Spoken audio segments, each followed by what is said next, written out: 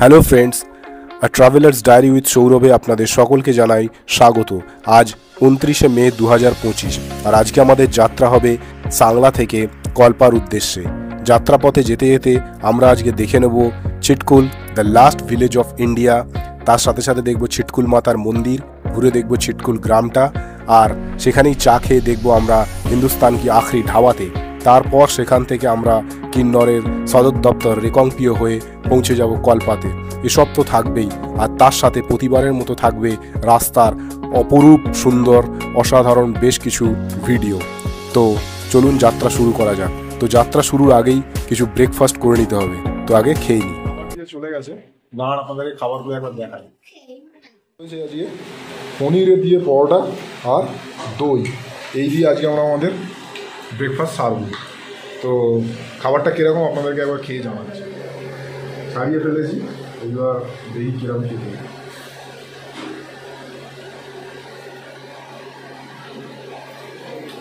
ডিনারে আমরা আলু পোড়া খেয়েছি, পনিরের পোড়া খুব একটা বেশি খাওয়া হয়নি, তো এটা মোটামুটি ঠিকই আছে, খারাপ না, ভালো। কি বলছো? আচ্ছা, কিরকম লাগছে তোমার খেতে ওটা? আচ্ছা, খেয়ে নাও পুরোটা। সাংলা থেকে ব্রেকফাস্ট করে বেরিয়ে কিছুক্ষণের মধ্যেই আমরা পৌঁছে যাই চিটকুল।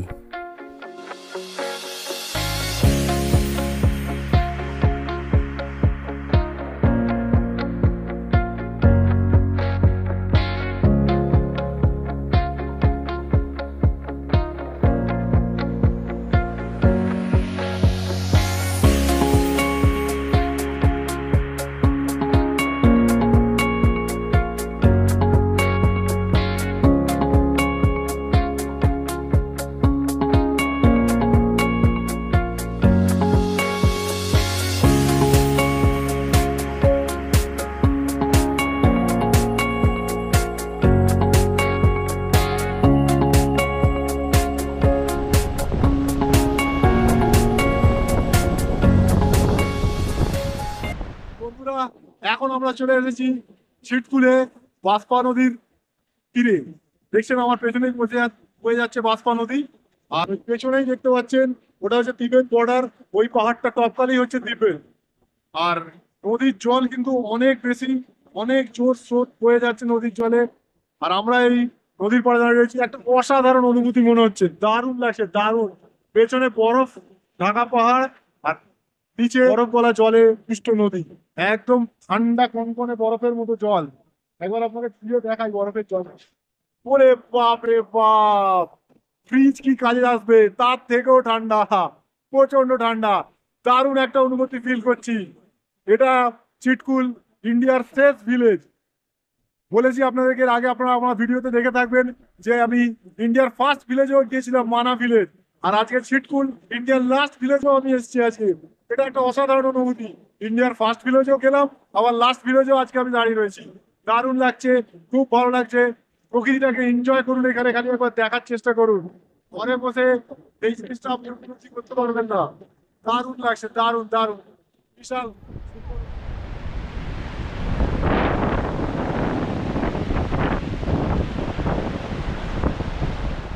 বাঁশপা রিভার ভ্যালি থেকে উঠে এসে এখন আমরা যাচ্ছি চিটকুল মাতার মন্দিরে।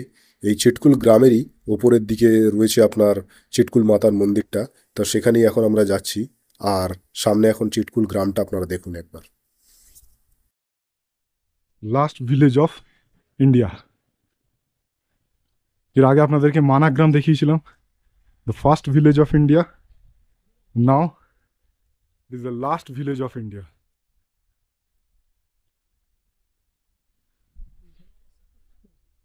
এখানে একটা বাচ্চাদের প্রাইমারি স্কুল আছে, সেই স্কুলটা আজকে বন্ধ আছে। স্কুলটা আজকে বন্ধ আছে। চলুন, বাড়িগুলো কিন্তু দেখুন অনেক দিনের পুরনো বাড়ি, কাঠের তৈরি বাড়ি, বহু বছরের পুরনো বাড়ি দেখেই বোঝা যাচ্ছে।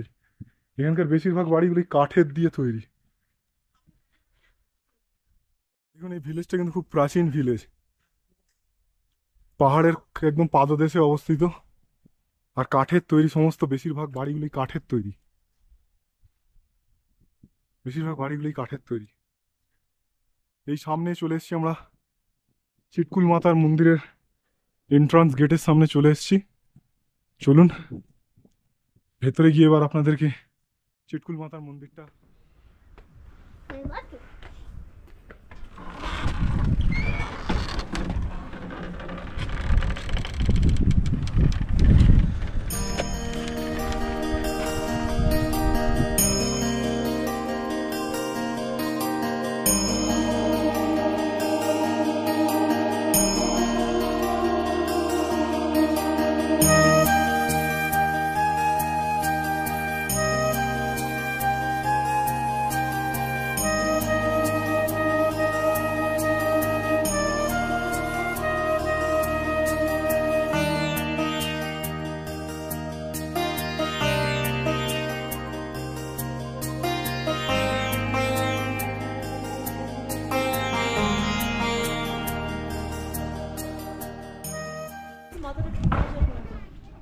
এখন আমরা চলে এসেছি চিটকুল মাতার মন্দিরে।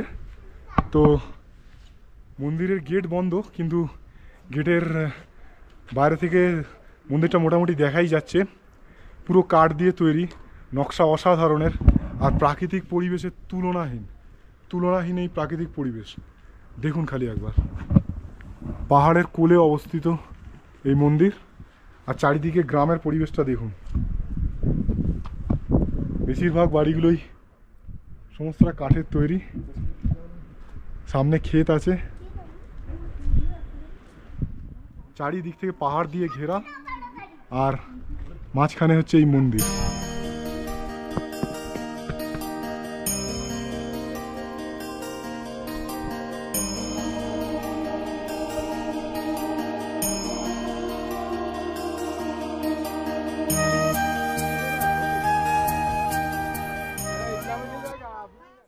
তো আমি এখন চলে এসেছি হিন্দুস্তান কি আখরি ধাবার কাছে। তো এর আগে আপনাদেরকে আমি বলেছি যে আমি যখন বদ্রীনাথ মানা ভিলেজে গিয়েছিলাম তখন আমি হিন্দুস্তান কি প্রথম চায় কি দোকানেও গিয়েছিলাম, এবং সেখানে আমি হিন্দুস্তান কি প্রথম চায় কি দোকানে চা খেয়েছিলাম। আর আজকে আমি চলে এসেছি হিন্দুস্তান কি আখরি ধাবাতে। তো এখানেও কিছু নিশ্চয়ই খাবো, তো দেখা যাক কী খাওয়া যায়। তো এই আখরি ধাবাটা রয়েছে ওই যে পেছনে, ওই ধাবাটা দেখতে পাচ্ছেন ওইটা। আর এখান থেকে নামার রাস্তাটা হচ্ছে এই যে সিঁড়িটা সামনে থেকে যাচ্ছে দেখতে পাচ্ছেন, এই সিঁড়িটা দিয়ে নেমে যেতে হবে। আর ধাবাটা হচ্ছে ওই পেছন দিকে ওইখানটাতে। তো এখন চলুন ধাবাটাতে যাওয়া যাক, দেখা যাক গিয়ে ওখানে কি খাওয়া যায়। এই ধাবাটাতে নামার সিঁড়িগুলো কিন্তু খুবই খাড়া, এবং একটু সাবধানে নামতে হবে। বাচ্চা কাচ্চা থাকলে একটু সাবধানে নিয়ে নামাটাই ভালো।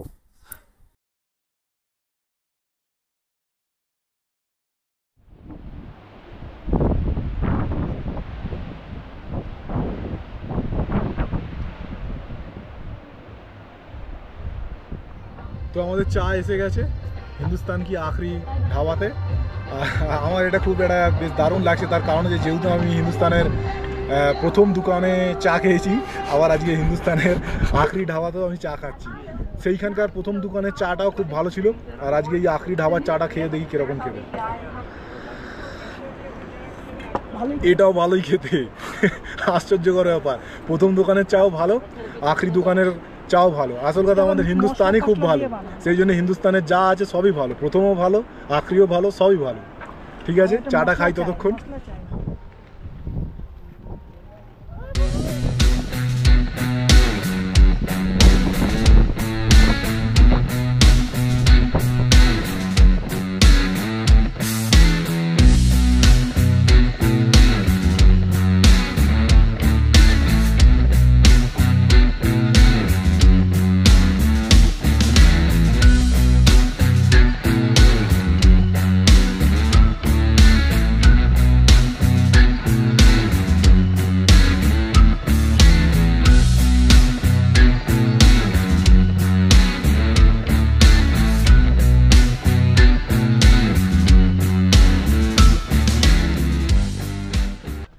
বন্ধুরা, এখন আমরা সাংলাতে অবস্থিত খামরু মন্দির আর খামরু ফোর্ট এটা দেখতে যাব।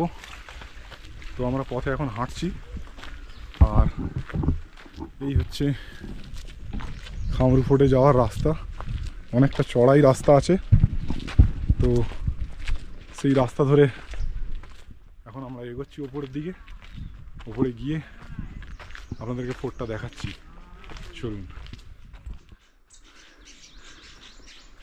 এই খামরু ফোর্টের তলা থেকে যে সিনারিটা পাওয়া যাচ্ছে সেটা দেখুন খালি একবার। এটা খামরু মন্দিরের এন্ট্রান্স গেট, আর সামনেই মন্দির আছে। চলুন আপনাদেরকে মন্দিরের এন্ট্রান্স গেটের সামনেই দেখুন কাঠের তৈরি এই গেটটা, অসাধারণ খোদাই করা, অসাধারণ কাঠের কাজ করা, সুন্দর কাঠের কাজ, অপূর্ব। এগুলো পুরোটাই কিন্তু কাঠ দিয়ে তৈরি, দেখুন খালি একবার।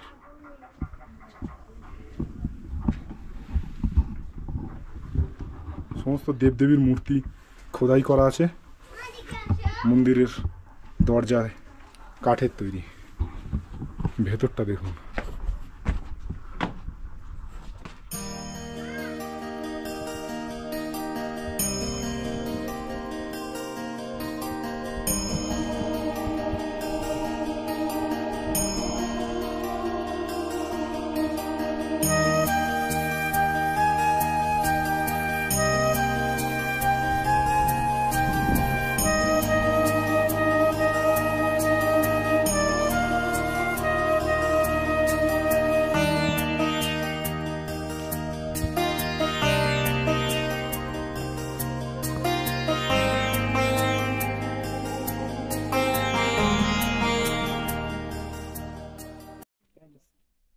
তো খামরু মন্দিরের ভেতরে যাওয়ার রাস্তায় আমরা যাচ্ছি। এটা একটা প্রাচীন গ্রামও বটে। এখানকার সমস্ত বাড়ি খুবই প্রাচীন, দেখতেই পাচ্ছেন। কাঠের অবস্থা দেখেই বুঝতে পারছেন, দেখুন খালি, পুরো কাঠ দিয়ে আর পাথর দিয়ে তৈরি। তো তো খামরু মন্দিরে যাওয়ার এই খামরু গ্রামের রাস্তার ভেতর দিয়ে আমরা চলছি। এখানকার প্রত্যেকটা বাড়ি কিন্তু খুব প্রাচীন, দেখেই বুঝতে পারছেন, সব কাঠের তৈরি বাড়ি। দেখুন এই বাড়িটা একটা দেখুন, এটা একটা প্রাচীন বাড়ি। ওর পাশেও দেখুন, ওটাও একটা প্রাচীন বাড়ি। এগুলো দেখুন সব কাঠের স্ট্রাকচার। আর ওই দেখুন সামনে গেট আছে, যাই আমরা আস্তে আস্তে। সব কটা বাড়ি কাঠ এবং পাথর দিয়ে তৈরি, খুবই প্রাচীন একটা গ্রাম। ওইখানে দেখুন একজন ডগি বসে আছে, দুটো ডগি। তো আমরা রাস্তাটা একটু ভুল করে একটু উল্টো দিকে চলে এসেছিলাম, তো আরও ওপরের দিকে চলে এসেছিলাম। তো এখন আবার একটু নেমে যাচ্ছি, নেমে গিয়ে যেদিকে ফোর্টটা আছে সেই দিকে যাচ্ছি। চলুন, গেছি এইবার খামরু ফোর্ট। আমাদের পেছনেই ছিল, কিন্তু আমরা সেটাকে দেখতে পাইনি, আমরা উল্টো দিকে চলে গেছি। এইবার আমরা রাস্তা পেয়ে গেছি খামরু ফোর্টে যাওয়ার। এই কুকুরগুলো যেখানটা বসেছিল সেইখানটাই অ্যাকচুয়ালি ফোর্টটা ছিল, আমরা খেয়াল না করে চলে এসেছি। এবার এখানেও দেখুন খুব সুন্দরভাবে কাঠের দরজা এবং তাতে খুব সুন্দর কারুকার্য করা আছে।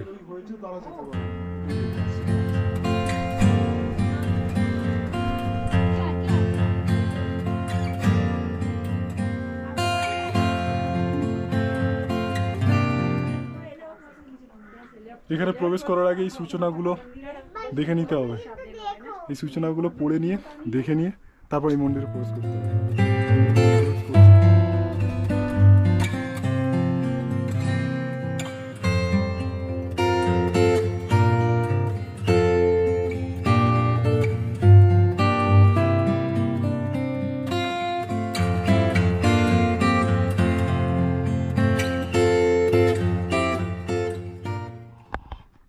তো এখানে ঢোকার আগে আপনাকে কোমর বন্ধ আর মাথায় টুপি অবশ্যই পরতে হবে, পরে আপনি এখানে প্রবেশ করতে পারবেন। আর আমার পেছনেই দেখতে পাচ্ছেন যে হয়েছে খামরু ফোর্ট। এই ফোর্ট এখন বন্ধ আছে, বহু বছর ধরে এই ফোর্ট বন্ধ আছে। প্রায় 1000 বছরের পুরনো এই ফোর্ট, প্রায় 5 তলা উঁচু। এই ফোর্ট কাঠ এবং পাথর দিয়ে তৈরি। এখানে আপনার প্রাচীন হচ্ছে বুশেহার বংশের রাজা দ্বারা কিন্নর জেলার বুশেহার বংশের রাজাদের রাজধানী ছিল এই খামরু ফোর্ট। আর তার পাশেই রয়েছে আপনার খামরু মন্দির, যেটা আগেই বলেছি যে কামাখ্যা দেবীকে উৎসর্গকৃত। আর এই পেছনে প্রাচীন খামরু ফোর্ট দেখুন।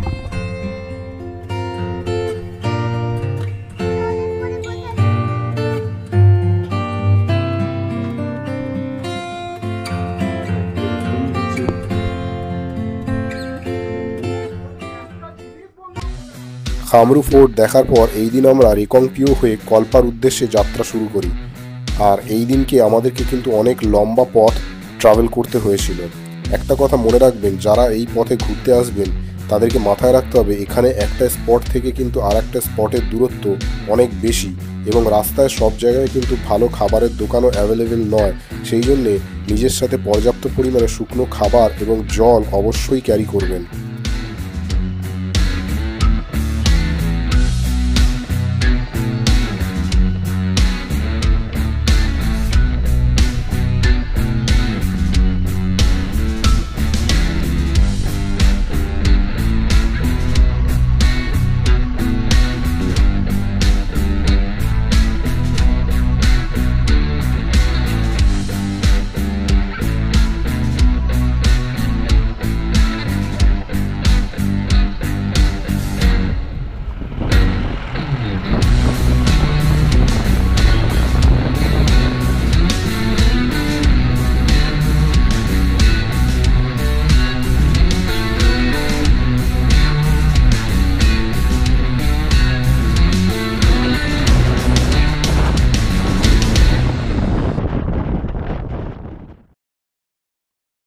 আমরা যখন রেকংপিও মার্কেটে এসে পৌঁছাই তখন ঘড়ির কাঁটায় বিকাল 5টা, আর খিদের চোটে তখন আমাদের পেটে ছুঁচো ডন দিতে আরম্ভ করে দিয়েছে। কল্পা যাওয়ার পথে এখন বেজে গেছে বিকাল 5টা, আর সারাদিন আমাদের কিছু খাওয়া হয়নি। সেই সকালবেলা খালি আমরা রুটি আর ওই পনির পরোটা খেয়ে বেরিয়েছিলাম। হয়ে গেছে এখন খুব জোর খিদে, তো আর খিদে সহ্য করা যাচ্ছে না। এখন আমি এখানে একটা ধাবাতে খাবার নিয়ে নিয়েছি। খাবারে আমাদের আইটেম হচ্ছে এই যে ভাত, এটা হচ্ছে আপনার ছোলার ডাল, এটা এটা একটা মটরের ডাল মতো, এটা একটা আলু বাঁধাকপির সবজি, আর পেঁয়াজ। এই দিয়ে এখন আমাদের খাওয়া শুরু করবে। খাবারের স্বাদ কিরকম সেটা আর এখন বলছি না, খুব জোর খিদে পেয়েছে, তাই খেয়ে নিই। খাওয়া দাওয়ার পর আমরা রেকংপিও মার্কেটটা একটু ঘুরে দেখতে থাকি। এখন আমরা পৌঁছে গেছি রেকংপিওতে। রেকংপিও হচ্ছে কিন্নরের কিন্তু সদর দপ্তর। এটা একটা বাজার মতো, আর এটা একটা আর এখানকার মার্কেটটা কিন্তু বেশ বড় এবং জমজমাটি। আর যদি কারো হিমাচলি জুয়েলারি খুব পছন্দের হয়ে থাকে তাহলে এখানকার কিন্নরি জুয়েলারির কিন্তু মার্কেটিংটা একবার ট্রাই করতেই পারেন।